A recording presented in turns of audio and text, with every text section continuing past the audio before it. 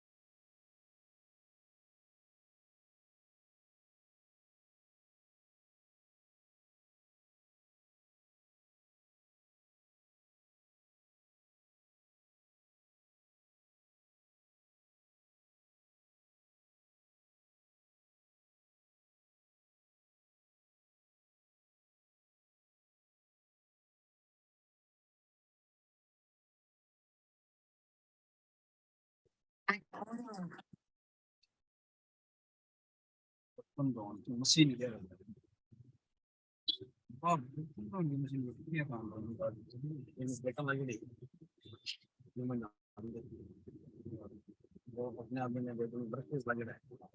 आराध्य के चरणों में वंदन। टीपीएफ के प्रभारी मुनि डॉक्टर रजनीश कुमार जी के चरणों में वंदन और सभी जुड़े हुए सौभाग्यों से सादर जय जिनेन्द्र। क्लास से अगर कोई प्रश्न है तो पहले वो लेते हैं।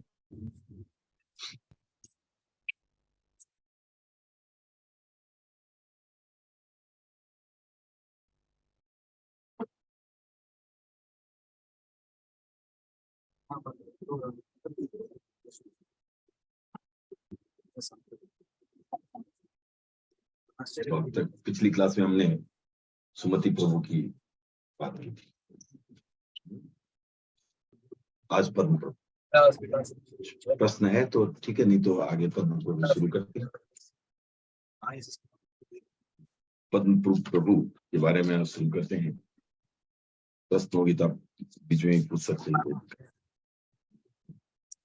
तो पद्म प्रभु जो थे वो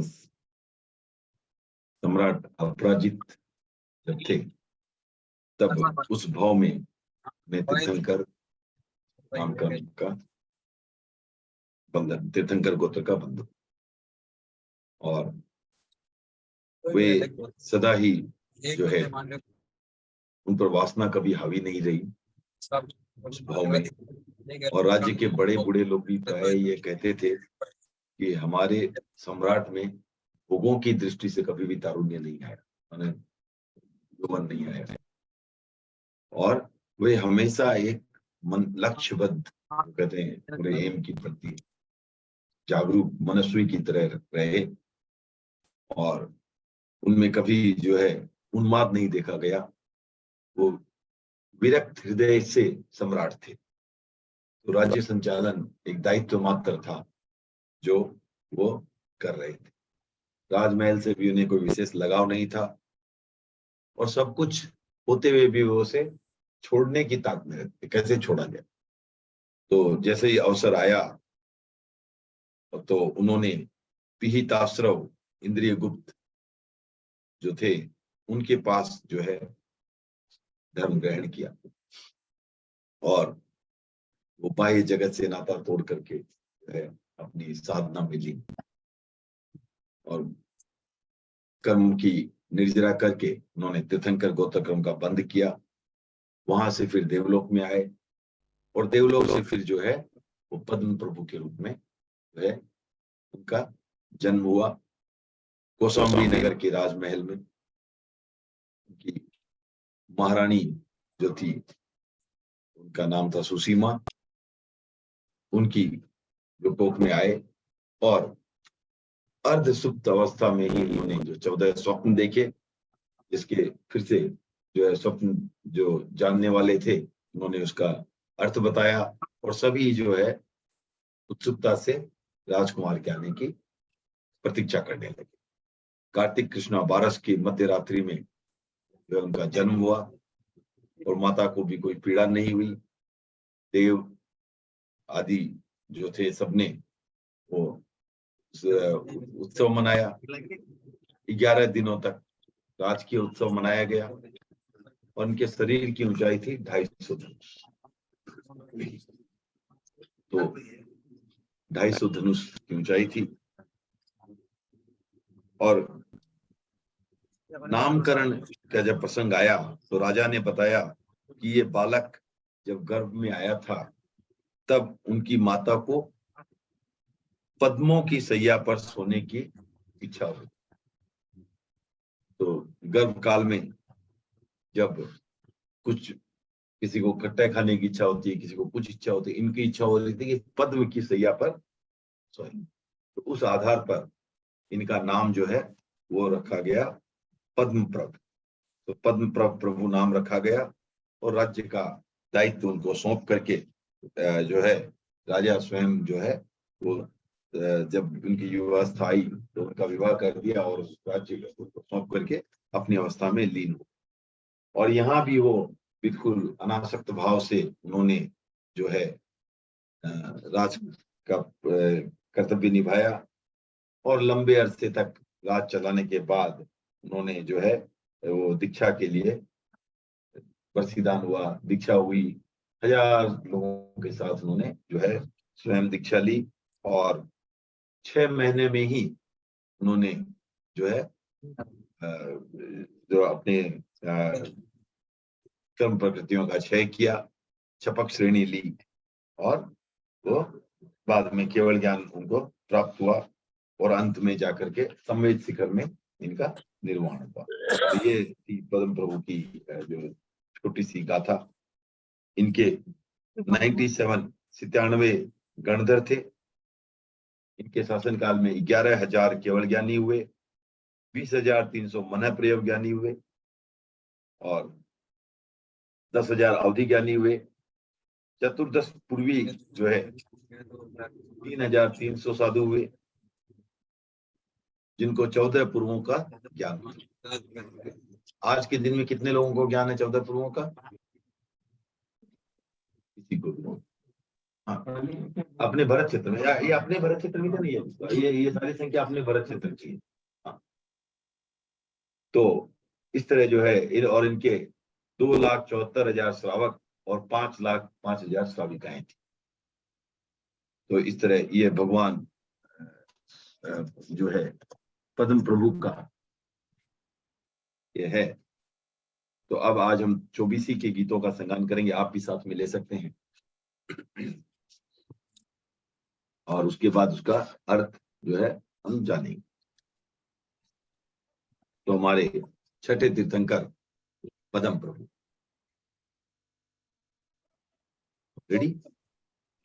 पद्म प्रभु नित समरिये, पद्म प्रभु नित समरिये, निर्लेप पद्म जीशा प्रभु, प्रभु पद्म पिछाण, प्रभु पद्म पिछाण, संयम ली दो तीन समय, पाया चो तो ना पदम प्रभु नित समरिए।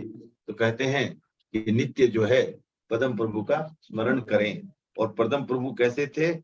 जैसे कमल की भांति निर्लेप, कमल कीचड़ में पड़ा रहता है फिर भी निर्लिप्त रहता है, उसी तरह निर्लेप थे।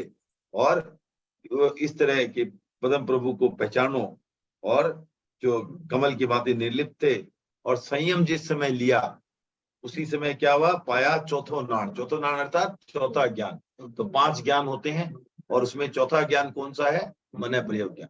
ऐसे इसमें ये समझने की बात है कि हर तीर्थंकर को दीक्षा लेते समय, जैसे मैंने बताया, मन प्रयोग ज्ञान आता ही है। कि गीत की दृष्टि से में कहीं वर्णन आ गया है, कहीं नहीं आया।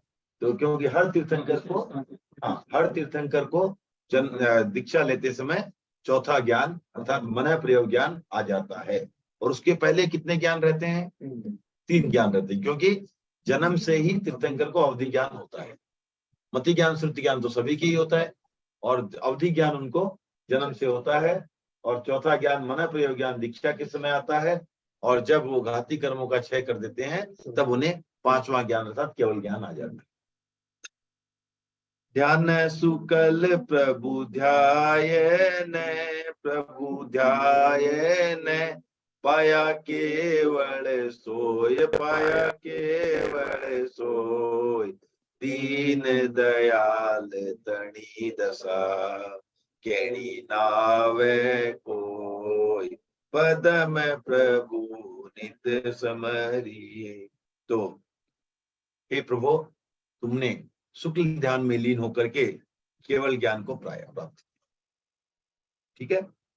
और उस समय हे दीन दयाल, हमारी उस समय जो दशा थी उसका कोई वर्णन नहीं किया जा सकता। हाँ, जैसे थे उसका अवर्णनीय है। उसको कोई वो इतनी अच्छी दशा थी, इतनी जो उसका कोई वर्णन नहीं है। हाँ, उत्कृष्ट दशा थी, उसका कोई वर्णन नहीं है। सम दम उपसम रस भरी, प्रभु आपरिवाण, प्रभु आपरिवाण। त्रिभुवन तिलक तुई सही, तुई जनक समान।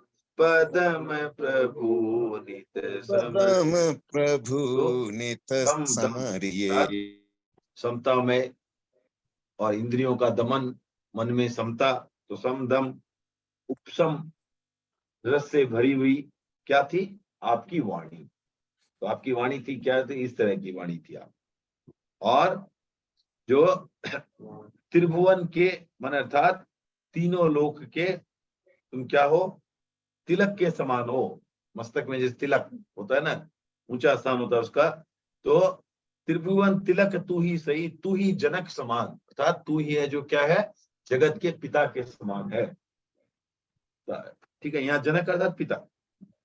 ओके, फिर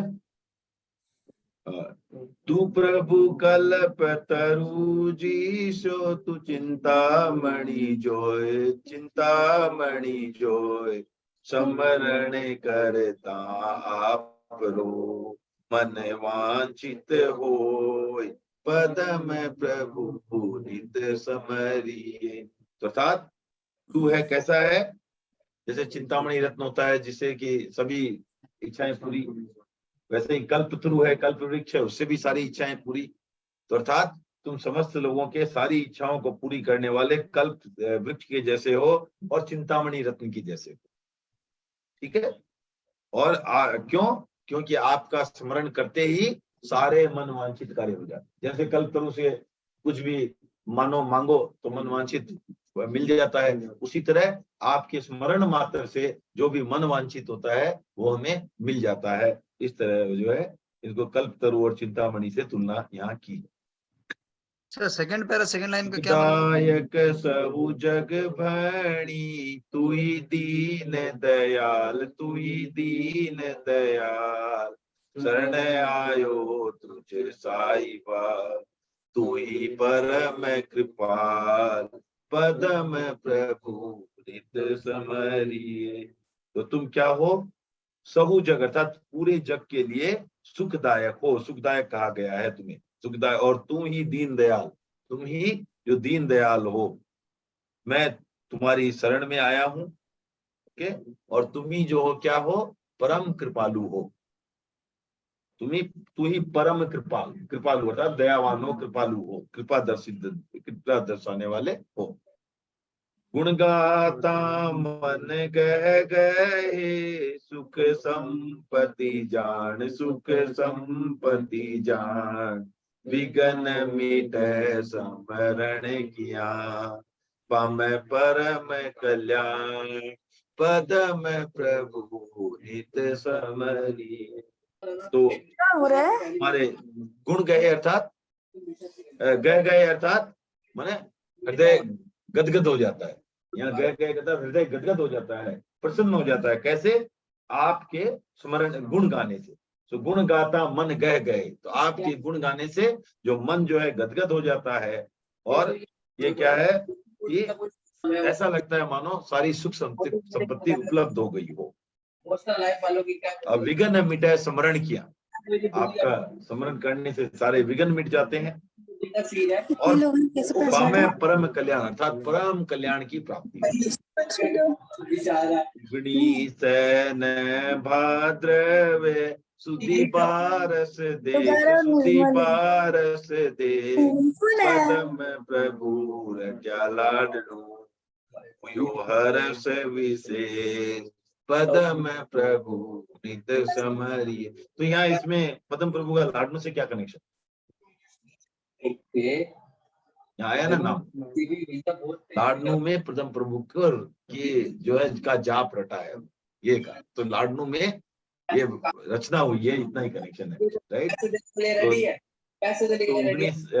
तो 1900 में भारद्वाज सुदी 12 को जो है पदम प्रभु की रटन हमने की है, पदम प्रभु का नाम स्मरण किया है। और उसको करने से क्या हुआ है, मन में जो है विशेष प्रकार के हर्ष की प्राप्ति हुई, ठीक है ना।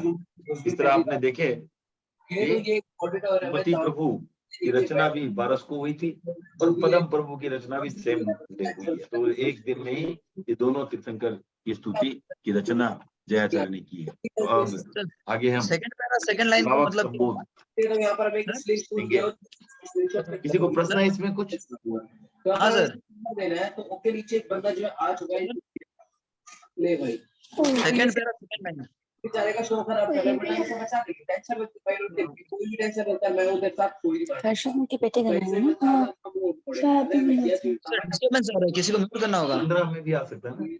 कहां पर अभी जैसे ही आएंगे तो पता तो चल जाएगा। अर्थ सुप्त अवस्था, बंद कर दो। अर्थ सुप्त आदेश हुए हुए, अर्थ सुप्त अर्थ जागृत देखिए तंद्रा सब एक ही बात हो गई। हाँ थोड़ा, हाँ सर तो हमने लास्ट टाइम कहाँ तक की बात की थी? शंख की बात की थी, राइट सर, आवाज आ रहा है सर मेरा? सर जयंती की भी बात की थी, राइट, जयंती की बात हो गई थी, यस जयंती हो गई। हाँ सुलसा रेवती, ये बिजोरा पाक, यहाँ तक, हाँ यहाँ तक बात, यस। तो ऊपर कब आया? 31 से शुरू करना। चंदना की बात नहीं हुई थी, राइट, हाँ चंदना की नहीं हुई थी, तो आज सती चंदना से शुरू करते हैं। कुछ है ना, शील रक्षा के लिए सविवेक प्राणों की बलि, संसार रह गया सारथी, धारिणी खिलती कली, परिस्थितियों से बनी बलशालिनी वह चंदना, धन्य तुलसी धन्य सो बार विधिवत वंदना। तो ये जो है अपनी सील की रक्षा के लिए जो किसने, धारणी रानी ने जो है, पूरी स्टोरी बताऊंगा बट इसका अर्थ पहले समझ लेते हैं। अपने सील की रक्षा के लिए धारणी रानी ने जो क्या किया, अपने प्राणों की बलि दे दी। और उसे देख करके जो सारथी था जो उसको अपहरण करके ले जा रहा था, वो अचंभित हो गया। और परिस्थिति के बस उनकी जो पुत्री थी वो भी चंदना बन गई। और तुलसी कहते हैं, अपने तुलसी अर्थात अपने गुरुदेव कहते हैं कि ऐसी सती को धन्य है और 100 बार विधिवत वंदना हो। तो ये जो है, तो चंपा नगरी के राजा दधिवान की पत्नी थी धारिणी, और जो उनकी पुत्री का नाम था वसुमती। जो चंदना का जो नाम था वैसे था वसुमती, बाद में चंदना के नाम से प्रसिद्ध हुई है। और कौशाम्बी का जो राजा था शतानिक, उन्होंने अचानक जो है, जो इनका चंपा नगरी के जो राजा थे दधिवान, चंपा नगरी पर आक्रमण कर दिया। और दधिवान जो मन है वो उन्मूना सा हो गया, और वो किसी बात के इस तरह का रक्तपात उसे नहीं जचा, और वो सब छोड़ करके भाग गया। तो सैनिकों ने क्या किया, जो शत्रु दल के सैनिक थे, उन्होंने जो है नगर में लूटपाट मचा दी, और अंत में जो है राजमहल में घुसे, और वहां जाकर के उन्होंने महारानी धारिणी और राजकुमारी वसुमती को भी अपने जो है बंदी बना लिया और उनको ले जाने लगे। तो और वो सोचने लगा, उसका लक्ष्य था, क्या लक्ष्य था, कि महारानी धारिणी को जो है वो अपनी पत्नी बना लेगा, जो सैनिक जो लेके गया जा रहा था। और राजधानी महारानी धारिणी ने इसको भांप लिया, और उन्होंने क्या किया, उन्होंने जो है अपने प्राणों की आहुति दे दी। लेकिन उनको ये अपने जो सतीत्व पर आक्रमण था वो स्वीकार नहीं था, उन्होंने प्राणों की आहुति दे दी। और इस घटना को देख करके वो सैनिक थोड़ी चिंता में पड़ गया कि कहीं जो है, वो तो प्लान कर रहा था कि वसुमती को जो है अच्छे दामों में बेच देगा और धारिणी के साथ विवाह करेगा। अब उसे लगने लगा कि कहीं ये भी हाथ से न निकल जाए। तो उन्होंने जो दासों के बाजार होते थे पहले, वहां पर जाकर के जो है तुरंत उसको बेचने की सोची। और वहां पर एक धनावय सेठ जो था, उसने धनावय ने कन्या को देखा, और वो बिना अलंकार के ही, बिना किसी श्रृंगार के इतनी सुंदर लग रही थी। और उसे लगा कि ये कोई विपत्ति में है, इसे और विपत्ति ना आए, इसलिए जो है उसने क्या किया, उसे ऊंची कीमत देकर के, ताकि उससे भी कोई ऊंची कीमत देकर ना ले ले, उसे ऊंची कीमत लेकर के घर ले आया और उसे अपनी पुत्री समझकर रखने लगा। अब इधर क्या होता है कि वसुमती जो धनावय श्रेष्ठ की जो पत्नी थी, उसका नाम था मूला। और मूला जो होता है, और उसका नाम उसने उस समय ये वो कुछ बोलती नहीं थी उस समय, और वो स्वभाव से ही बोले ये चंदन है, इतनी शीतल और शांत है, तो इसका नाम जो है चंदना रख दिया। तो सब उसे चंदना कहने लगे। और मूला जो है वो चंदना से ईर्ष्या करने लगी। वो सोचने लगी कि अभी तो पुत्री बोल रहा है, पता नहीं कब इससे शादी करके पत्नी बना के रखे। तो इस तरह जो मूला को जो उससे ईर्ष्या होती थी, और उसने क्या किया, एक दिन जो है जब सृष्टि घर आता है तो कोई और नौकर चाकर नहीं रहते हैं, तो पांव जो है पानी लेकर के खुद ही धोने को आती है। हालांकि धनावय ने मना भी किया कि नहीं नहीं ऐसा तुम मत करो, पर उसने जो है कहा नहीं नहीं आप विराजो। और उसने जो है ये पांव धो दिए। और जब पांव धो रहे थे तो उनके जो बाल थे वो जमीन पर गिर रहे थे, तो धनावय ने भी उसे थोड़ा सा व्यवस्थित कर दिया। ये दूर से जो है ने देख लिया, और मूला ने सोचा देखो मेरा तो संदेह ही था, ये जो है सही नहीं हो रहा है। तो उसने क्या किया कि जब वो धनावय बाहर गया, तब वो उसने नाई को बुला करके चंदना के सारे बाल कटवा दिए, और तलगृह में अर्थात बेसमेंट में, आज की भाषा में बेसमेंट में, जो एक तरह से उसको बेड़ियां पहना करके और कारागार में एक तरह से बंद कर दिया, उसको वहां पर बंद कर दिया। हाथों में बेड़ी पहना दी, हाथों में हथकड़ी पहना दी, पैरों में बेड़ी पहना दी, और सबको कहा कि देखो कोई भी अगर इसकी चर्चा धनावय से ना करे। सबको वार्न कर दिया। सब मूला से डरते थे, किसी ने कुछ नहीं कहा। अब सृष्टि जब आता है पूछ रहे हैं क्या?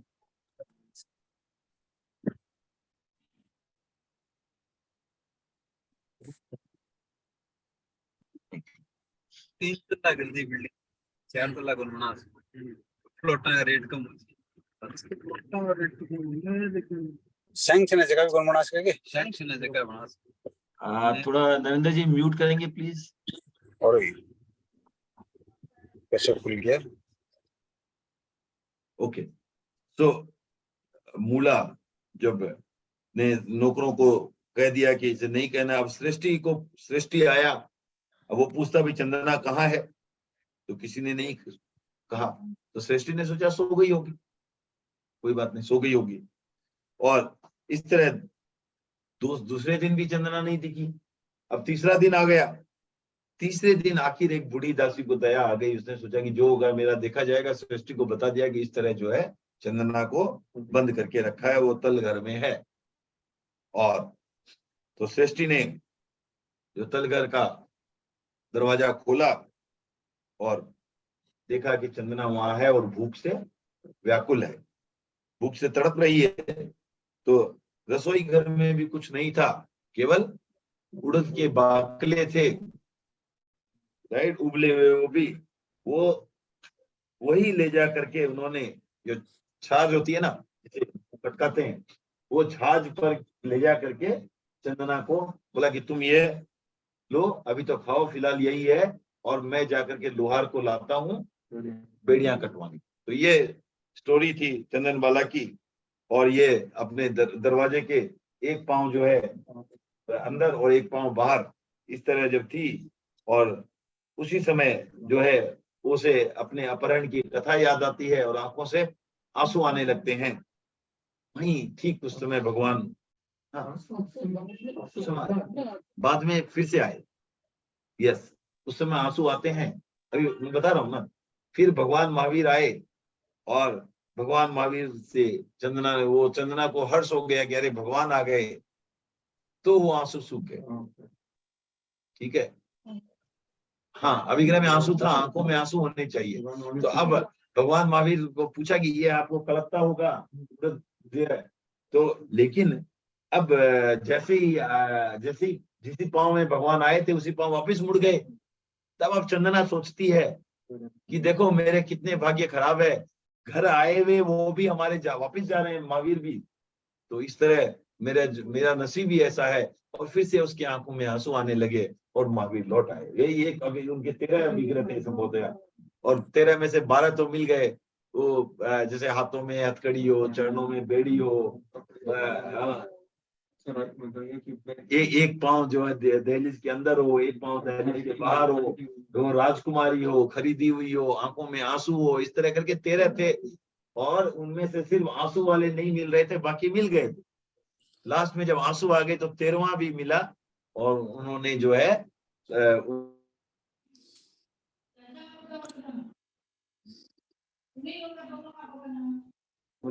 और दीक्षा ग्रहण की। और उसके साथ ही जो क्या हुए, उसके बाल भी वापस आ गए, बेड़ियां और सब अपने आप कट गई। और ये चंदन मालाई जो थी वो क्या हुई थी, महावीर की प्रथम शादी का।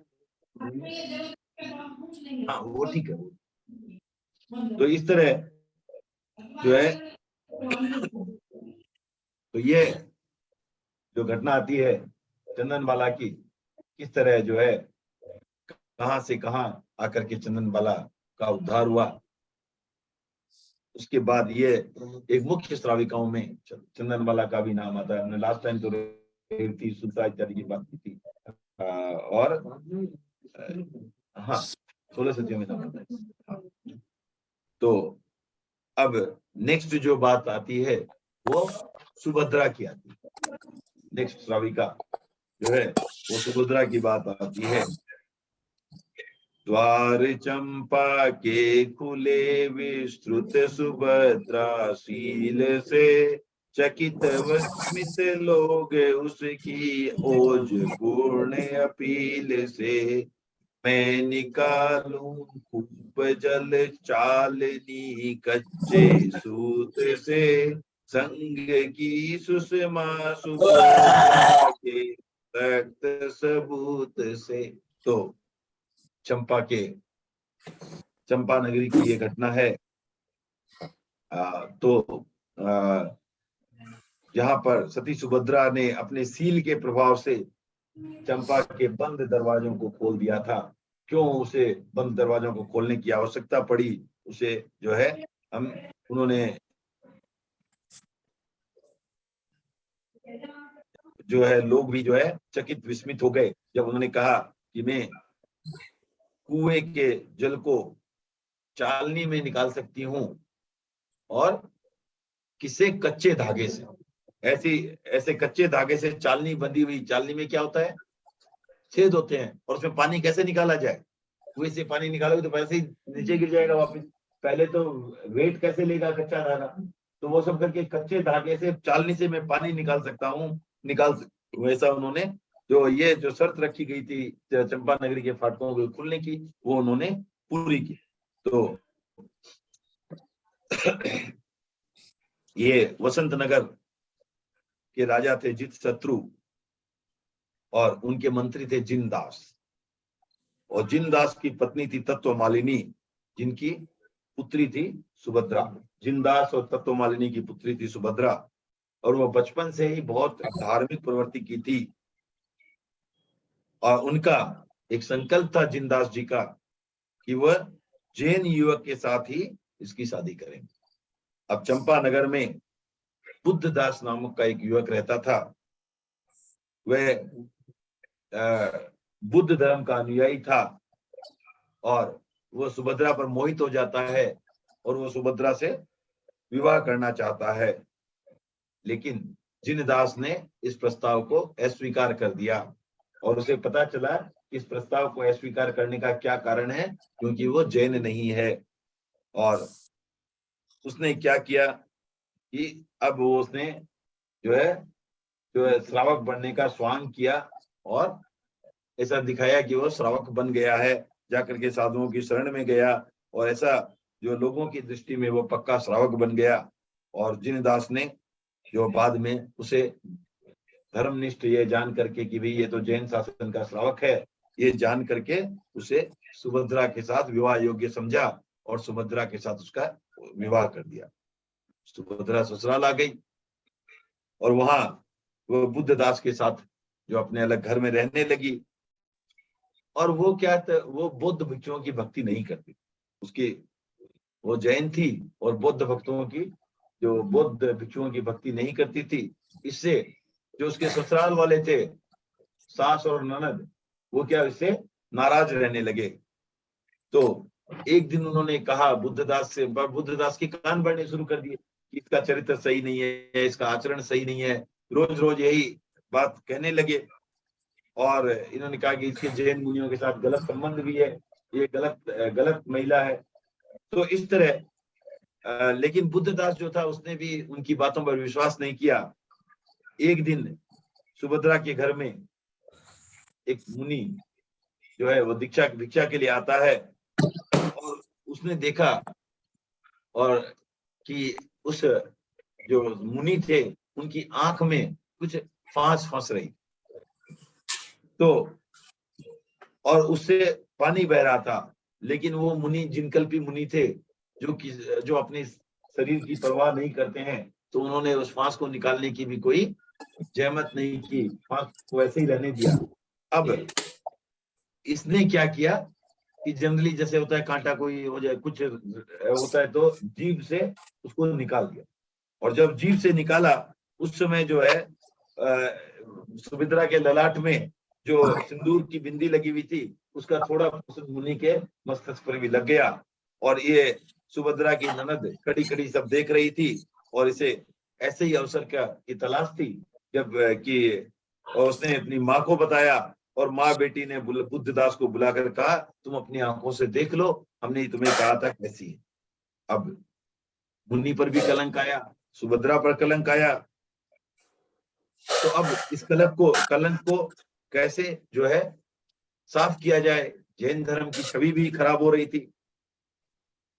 तो उसने ये प्रतिज्ञा की कि जब तक मैं अपने आप को कलंक मुक्त साबित न कर दूं तब तक मैं जो अन्न ग्रहण नहीं करूं। अन्न और जल दोनों ही ग्रहण नहीं करो। तो ये प्रतिज्ञा के बाद वो कायोत्सव में बैठ गई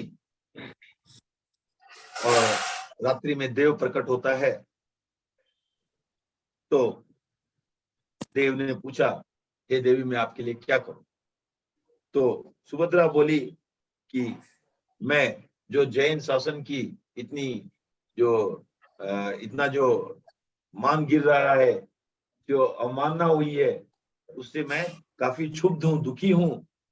तो देव बोले देखो ऐसा करता हूं, मैं चंपा नगरी के सारे दरवाजे बंद कर देता हूं और मैं ऐसी घोषणा कर दूंगा कि जो पतिव्रता होगी वही उस फाटक को खोल पाएगी और उन दरवाजों को तुम खोलोगी और इस तरह तुम्हारा तुम जो कलंक मुक्त हो जाओगे।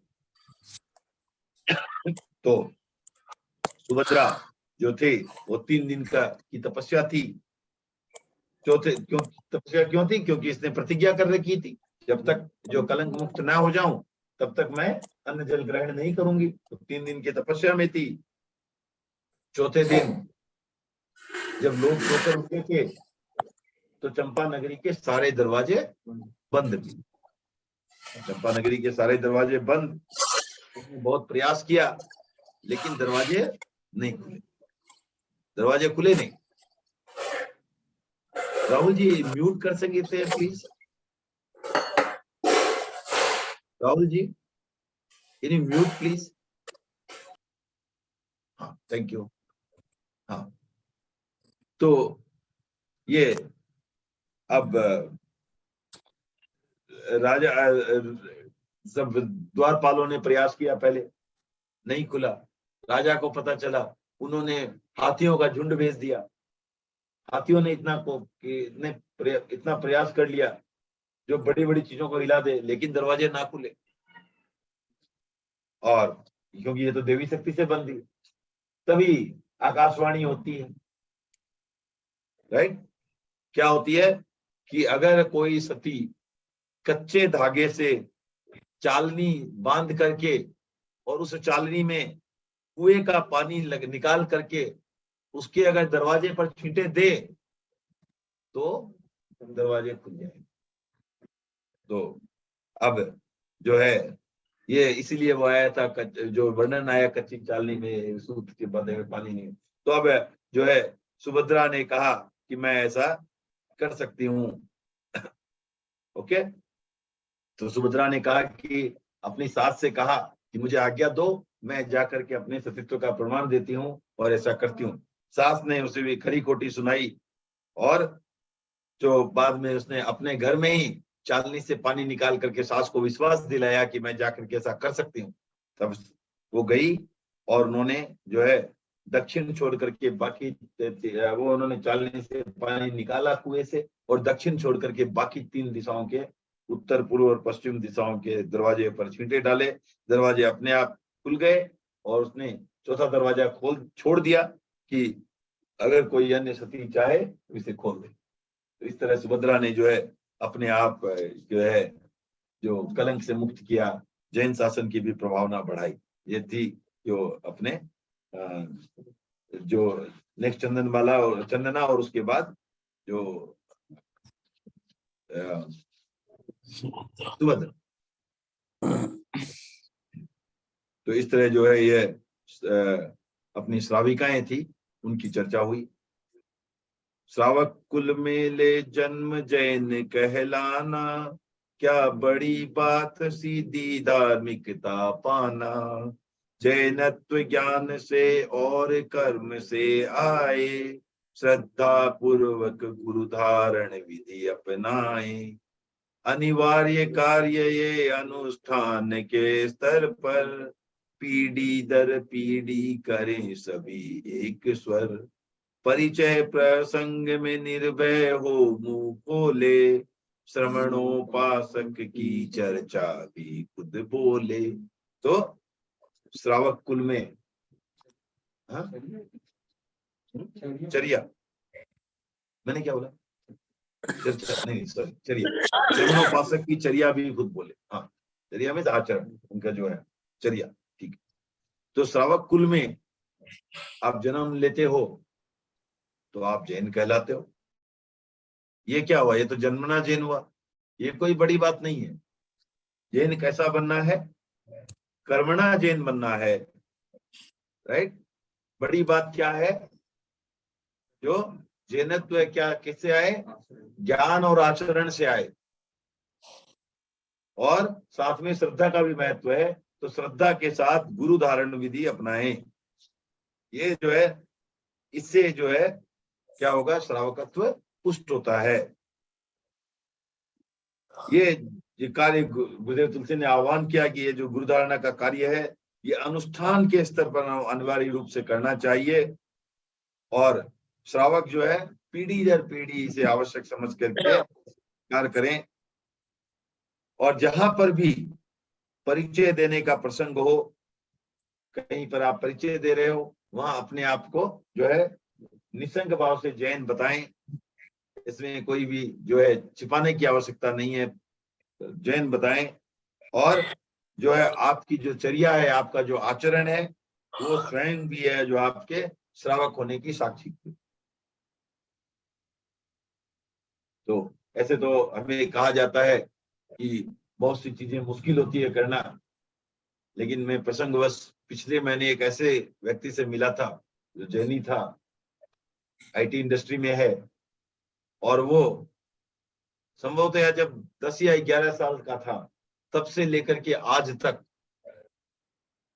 वो जो रात्रि भोजन उसने नहीं।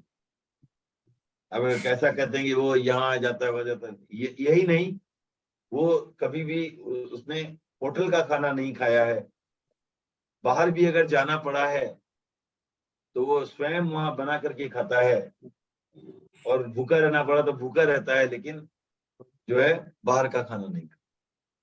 तो लोगों में होते हैं संस्कार, तो ऐसा भी जो है आते हैं, संदर्भ आते हैं लोगों के, जो सहज ही मिलने का मौका मिला मुझे उनसे। हाँ, बेंगलोर के नहीं, पुणे के हैं। सहज ही मैं उस कंपनी में किसी कार्यवश गया था, तो वहां पर जब मैंने बताया कि मैं जैन हूँ, तो वहां पर जो एचआर वाले थे उन्होंने बताया कि हमारे यहाँ भी एक जैन है, और वो इस तरह का जो है स्ट्रिक्ट जो है पालन करता है। तब मैंने उनसे वो ऐसा संयोग था कि वो मिल भी गए और मुझे अपने घर भी निमंत्रित किया। मैं वहां भी गया तो काफी अच्छा लगा, और फिर मैं उनके साथ जो है, वो तेरापंथी नहीं थे, फिर भी वो मुझे साथ ले गए, अरहत मुनि के भी हम दर्शन करते। तो हाँ, पुणे में उस समय अरहत मुनि थे। तो जस्ट बता रहा हूँ कि ये जो ऐसा है क्या कि आप, तो ये जो है जितना संभव हो, जो हमारी चर्या है, अब कम से कम हम जैन धर्म के अनुयायी हैं। हम जब दुकान में बैठते हैं, अपने कार्यस्थल पर बैठते हैं, तो कम से कम नैतिकता तो झलकनी चाहिए। अब जैसे एक बच्चे से जब महाराज कहते हैं कि तुम सामायिक किया करो, तो बच्चा कहता है महाराज क्या फायदा सामायिक करने से, क्या फायदा सामायिक करने से? मेरे दादाजी रोज यहाँ आके सामायिक आपके सामने करके जाते हैं, आप घर आके देखो उनका व्यवहार। घर में वो कितने जो है हमें तंग करते हैं, कितने हमारे पर क्रोध करते हैं। तो इस तरह जो है ये क्या हुआ? ये श्रावकत्व की अच्छा विज्ञापन नहीं, राइट। ये श्रावकत्व की अच्छी निशानी नहीं है। अगर आपके जीवनचर्या में नैतिकता बोले, आपके जीवनचर्या में भी थोड़ा बहुत उपशम कहीं हो, तो फिर बात समझ में आती। नहीं तो क्या हुआ, यहाँ प्रवचन सुना महाराज के यहाँ तो, और घर गए वही बात, रावण का भाई भवन। तो इस तरह जो है वो जो जैनत्व नहीं होता। जैनत्व में क्या है, जो है हमें क्या करना है, अपने श्रावक जीवन में जो है जैनत्व झलकना चाहिए, एक अलग पहचान होनी चाहिए। ऐसा लगना चाहिए कि जैन तो ठीक है, इतनी साख है इसकी, इसको कुछ भी दे दो। ये तो पहले जमाने में थी ये साख, इसलिए प्राय मुनीम जो होते थे वो जैन होते थे, क्योंकि उनकी साख थी कि ये जो है बहुत अति विश्वासी। तो इस तरह की साख थी जैनों। तो ये साख जो है वो फिर से बनी रहनी चाहिए। तो भगवान ने 2 मार्ग बताए हैं, जिसकी क्षमता हो वो साधु बने, जिसकी ना हो कम से कम वो श्रावक बने, और श्रावक में जो है वो जैन श्रावक जो है उसका जैनत्व झलकना चाहिए। ये भी एक एज ए हमें प्रोफेशन लेना चाहिए। जैसे कि एक इंजीनियर रहता है, वो बिना प्रशिक्षण के इंजीनियर नहीं कहलाता। एक डॉक्टर रहता है, बिना प्रशिक्षण के डॉक्टर नहीं कहलाता। एक सीए होता है, बिना प्रशिक्षण के सीए नहीं कहलाता। उसी तरह बिना प्रशिक्षण के अपने आप को जैन ना कहें, उसका भी हम प्रशिक्षण लें, उसकी ज्ञान की बात करें, और वो ज्ञान चर्या में उतरना चाहिए। और उसके भी पहले क्या होती है, तो भगवान ने कहा भी है, पडमम नाणम तहोदया, पहले ज्ञान फिर आचरण। क्योंकि अगर आपको पास ज्ञान नहीं है, मुझे मालूम ही नहीं है ज्ञान, मुझे मालूम नहीं है कुछ भी, तो मैं कैसे जो है आचरण कर सकता हूँ। और ज्ञान के पहले भी जो हमारा स्थान स्ट्रांग है वो किसका है, श्रद्धा का। पहले हमें सही बातों में श्रद्धा होनी चाहिए, और उसके बाद सही बातों का ज्ञान होना चाहिए, और उसके बाद सही बातों को आचरण में लेना चाहिए। तो इस तरह जो है ये जो हमें समझना चाहिए। सब तो श्रद्धा सम्यक बने और ज्ञान और आचरण भी सम्यक बने। जैसा कि तत्वार्थ सूत्र में भी जो है उमा स्वाति ने क्या कहा है, आचार्य उमा स्वाति ने, सम्यक दर्शन चरित्र चारित्राणि मोक्ष मार्ग। तो सम्यक ज्ञान, सम्यक दर्शन और सम्यक चारित्र, ये मोक्ष का मार्ग है। तो उसमें से कौन सा मोक्ष का मार्ग, तीनों में से एक को चूज करना हो तो एक से नहीं होगा। तो इसका मतलब क्या हुआ, ये तीनों मिला करके मोक्ष का मार्ग है। तीनों में से खाली एक ना, उससे नहीं होता है। तो ये क्या, ये एक तरह से मल्टीप्लिकेशन है। एक को भी 0 कर देंगे तो सब 0 है। तो तीनों होने चाहिए, क्योंकि श्रद्धा के बिना ज्ञान नहीं होता है, और ज्ञान के बिना आचरण नहीं। तो गुरु धारणा की भी विधियां है, जो यहाँ गुरु धारणा की जो संक्षिप्त विधि है, जो मैं आपको बता देता हूँ। जो नमस्कार महामंत्र का पाठ, उसके बाद आप जो है ये संकल्प करते हैं कि मेरे देव कौन है, रत भगवान महावीर स्वामी है, मेरे गुरु तेरा पंथ के वर्तमान आचार्य हैं, और मेरा धर्म जो है वो जैन धर्म तेरा पंथ है। मैं जैन हूँ, तेरा पंथी हूँ, इसलिए क्या करूंगा, देव गुरु धर्म के प्रति आस्था रखूंगा। आवेशवश कोई गलत काम नहीं करूंगा। आवेशवश कौन से कारण होते हैं, जैसे आत्महत्या आवेशवश नहीं करूंगा, किसी और की पर हत्या नहीं करूंगा, घर से भागूंगा नहीं। ये बड़े बड़े जो कहते हैं ना, इस तरह के कदम मैं जो आवेश में नहीं लूंगा।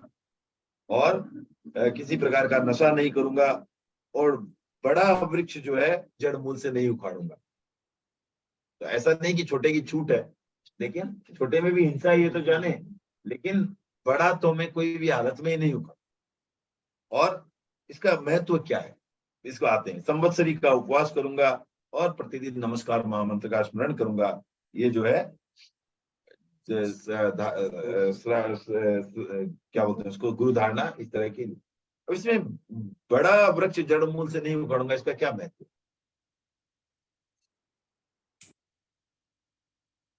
कोई बताएं।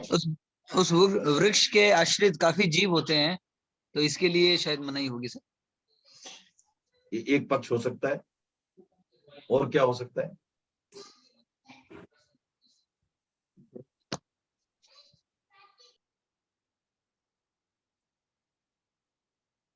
और क्या हो सकता है, कोई बताएं।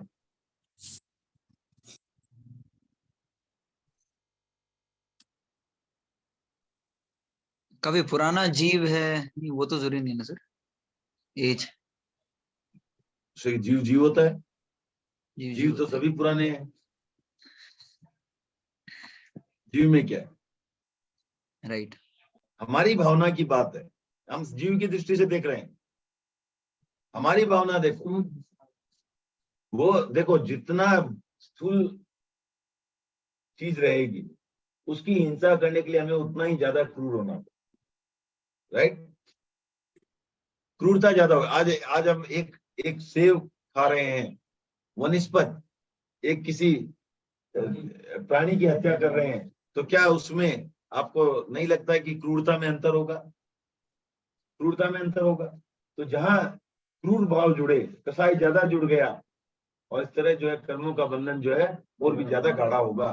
तो यहाँ पर इसलिए कहा कि इतनी क्रूरता वाला कार्य हम नहीं करेंगे। जो भी आया ये आवेश और क्रूरता को हम जो है काबू में रखें, कहने का अर्थ ये। तो जितना जितना आवेश कम रखा, जितना जितना क्रूरता कम की, उतना उतना उपशम। क्या धनराज जी साहब सही बात है या कुछ और जोड़ना चाहेंगे? नहीं, सही बात है। क्रूरता से कर्म गाढ़ बंधन होगा उसमें। हाँ, हाँ, बंधन गाढ़ हो जाएगा, सारा ही हर चीज का फर्क पड़ेगा उसमें, बंधन में। हाँ। तो आगे चलते हैं 35। तो ये क्लियर हो गई बात। तो कैसा श्रावक हो, तो श्रावकत्व जीवन में आए, जीवन में हम नैतिकता रखें, प्रामाणिकता रखें, राइट। और लोग जो है, क्या होता है आज, जैसे मान लो किसी गांव के लोग रहते हैं। हाँ,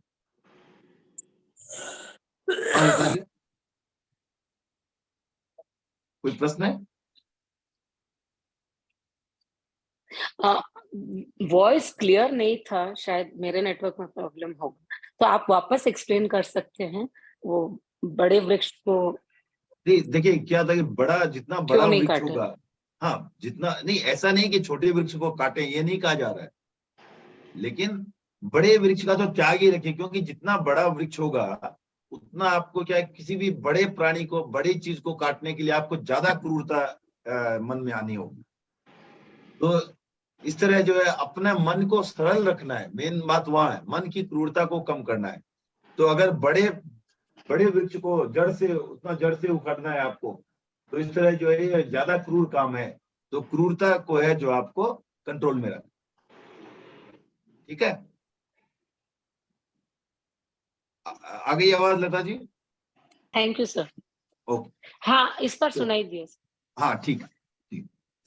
तो जप नमोकार का प्रतिदिन प्राणायामी, क्रम चले सुखद सामायिक का अविरामी, स्वाध्याय पुष्ट पाथे बने जीवन का, हो आकर्षण गुरु गरिमामय जीवन गुरु दर्शन का।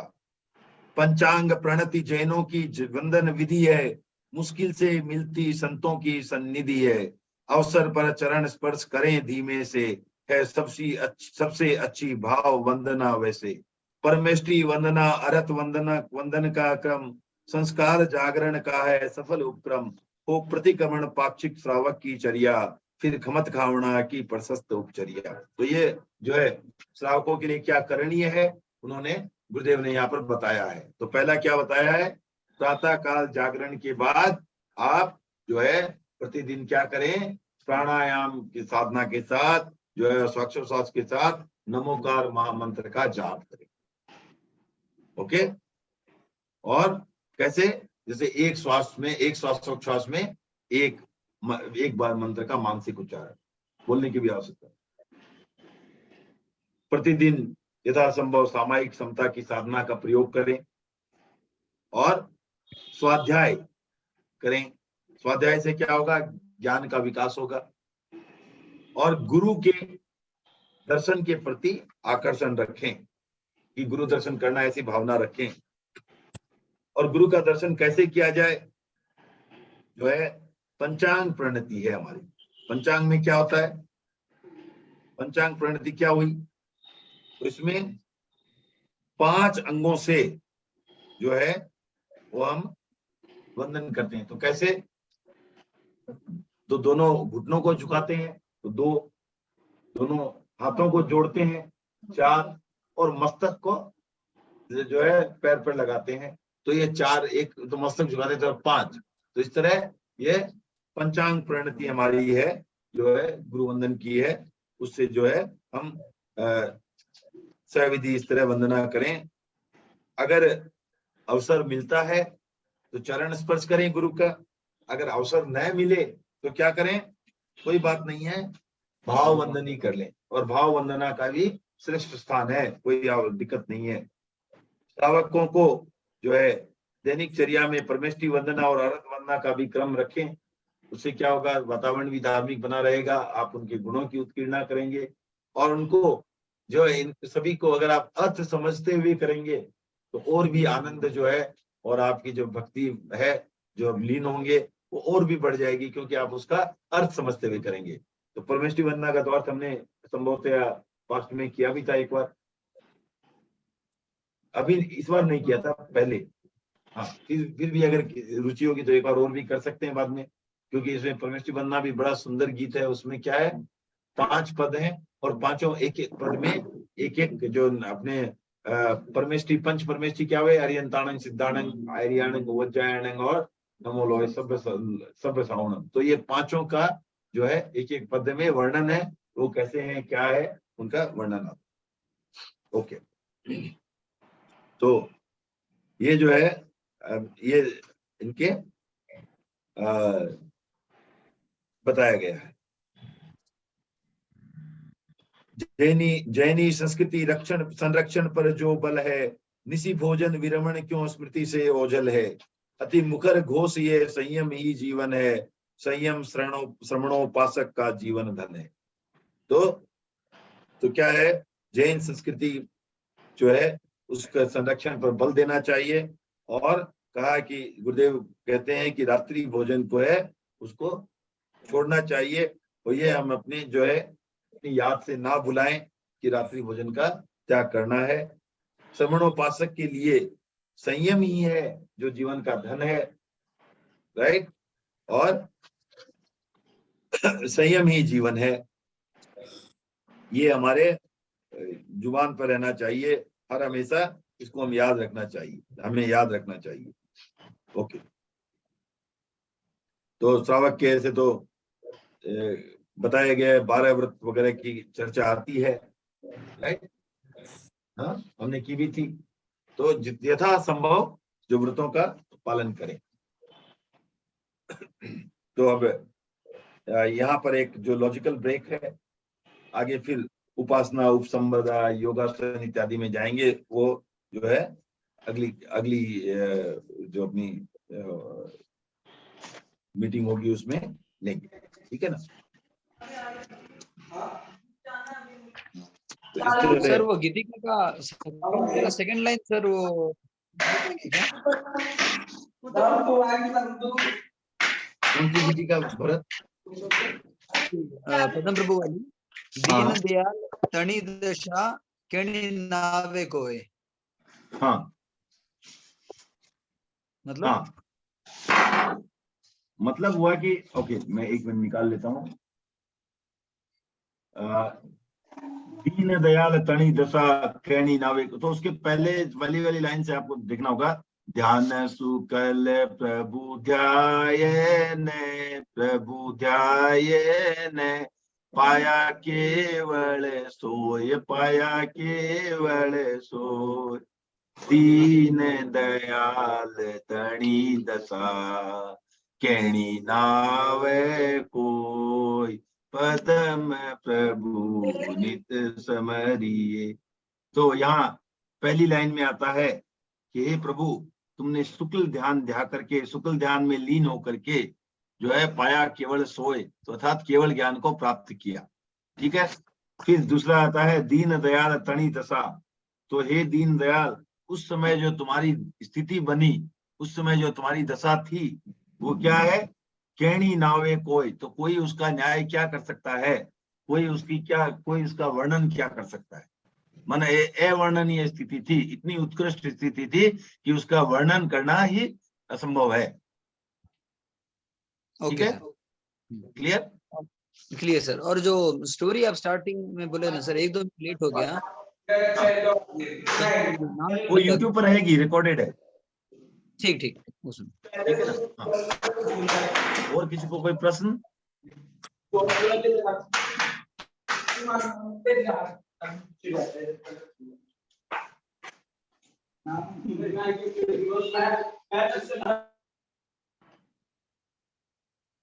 और किसी को कोई प्रश्न है तो पूछ सकते हैं।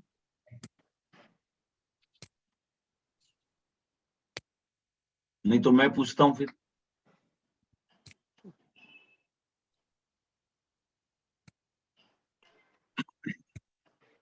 तो किसी भी तीर्थंकर के कितने कल्याणक होते हैं? कौन जवाब देना चाहेगा? 5 कल्याणक होते हैं जी। 5 कल्याणक होते, कौन कौन से जी? हमारे हरियाणा से जवाब आया है। बेंगलोर में इतने लोग जुड़े हुए हैं, जवाब नहीं आया, हरियाणा से जवाब आया है। बहुत अच्छी बात। मैंने दिया सर, दिया था हाँ, कहाँ अभी कहाँ दिया? दिया सर।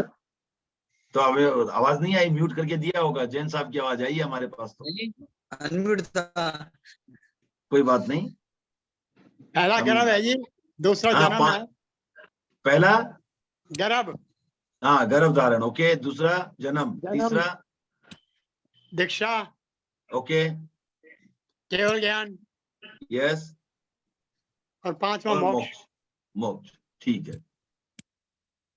तो हमारे जो ये भरत क्षेत्र है, उसमें एक बार में कितने तीर्थंकर हो सकते हैं?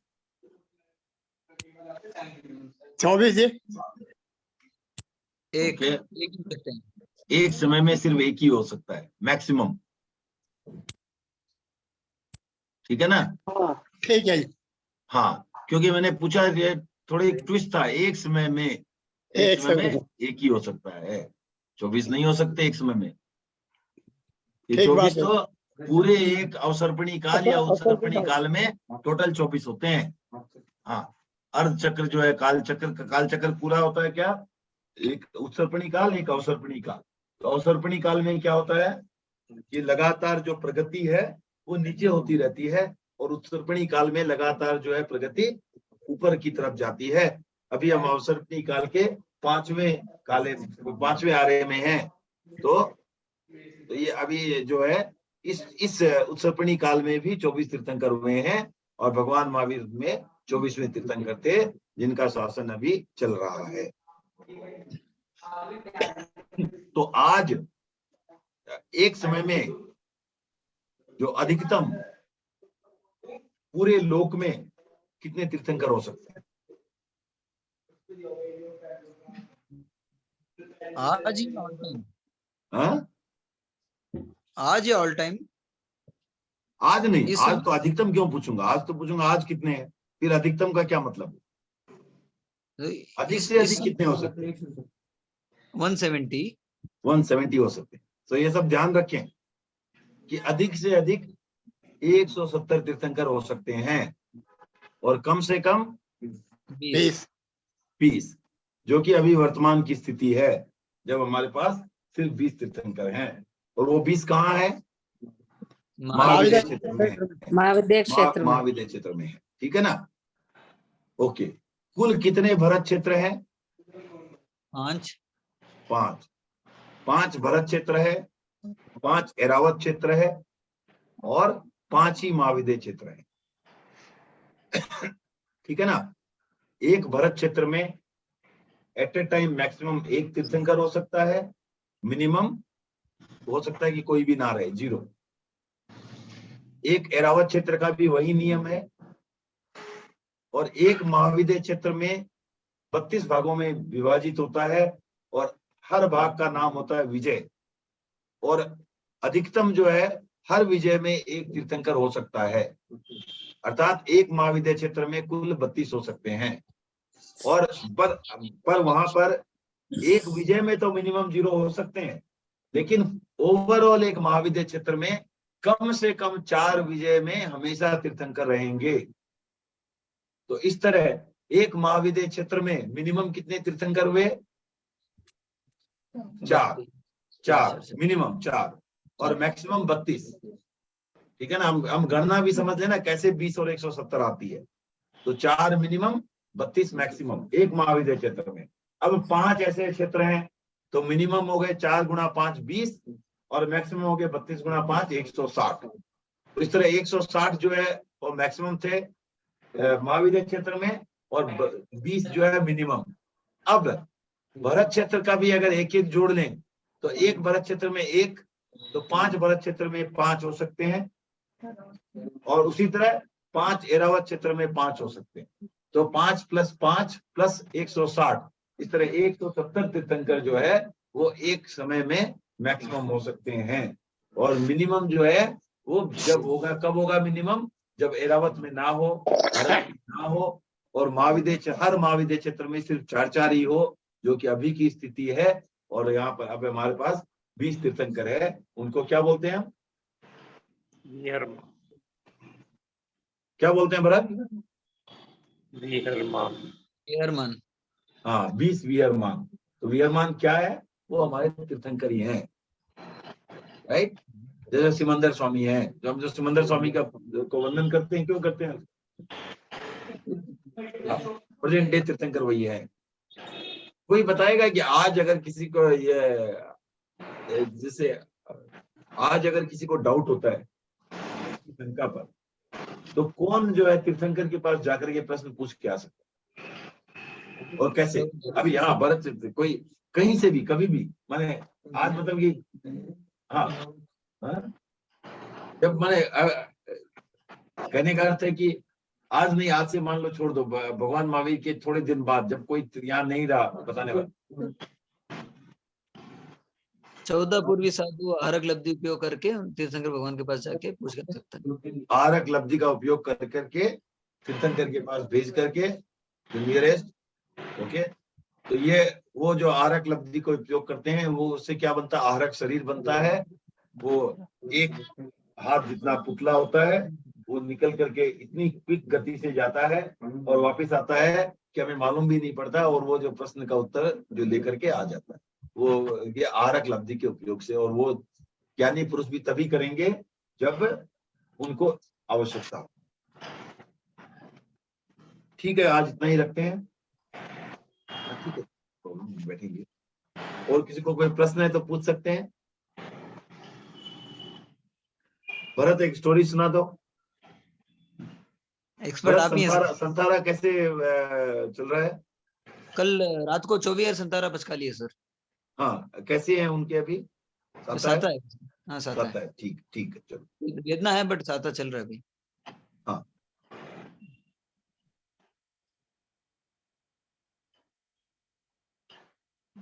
ठीक है, तो आज इतना ही रखते हैं। सबका बहुत बहुत आभार। मिलते हैं फिर अगले बुध। फादर जय जिनेंद्र जी। जय Jinendra. Thank you. Thank you. कृतिक योत्स में